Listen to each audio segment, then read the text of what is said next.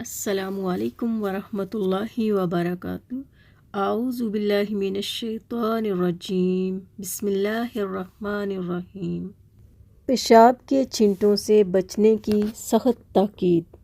इब्न अब्बास रज़ी अल्लाह अन्हुमा रवायत करते हैं कि रसूलुल्लाह सल्लल्लाहु अलैहि वसल्लम दो कब्रों के पास से गुज़रे तो फरमाया, इन दोनों कब्रों वालों को अज़ाब हो रहा है और बाइस अज़ाब बचने के लिहाज से तुम्हारे नज़दीक कोई बड़ी मुश्किल चीज़ नहीं, अगरचे गुनाह के लिहाज से बहुत बड़ी है। और इन दोनों में से एक पेशाब से नहीं बचता था और दूसरा चुगलखोर था।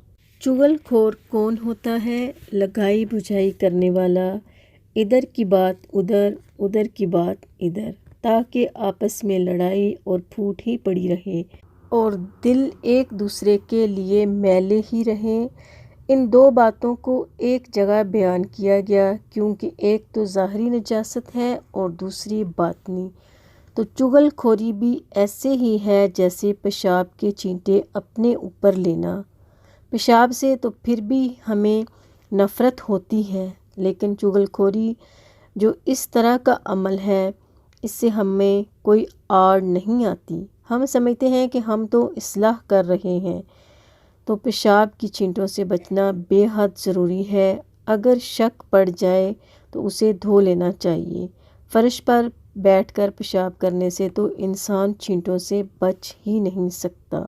इस हदीस से ये भी मालूम हुआ कि पेशाब के छींटों से सख्त परहेज़ करना चाहिए। वो लोग जो पेशाब करते वक्त छींटों से परहेज़ नहीं करते, अपने कपड़ों को नहीं बचाते, पेशाब करके पानी या ठीलों की अदम मौजूदगी में टिश्यू वगैरह से इस्तंजा किए बग़ैर फ़ौरन उठ खड़े होते हैं, उनके पजामे, पतलून और जिस्म वगैरह पेशाब से आलूदा हो जाते हैं। इन्हें मालूम होना चाहिए कि पेशाब से ना बचना बाइस अज़ाब और बड़ा गुनाह है।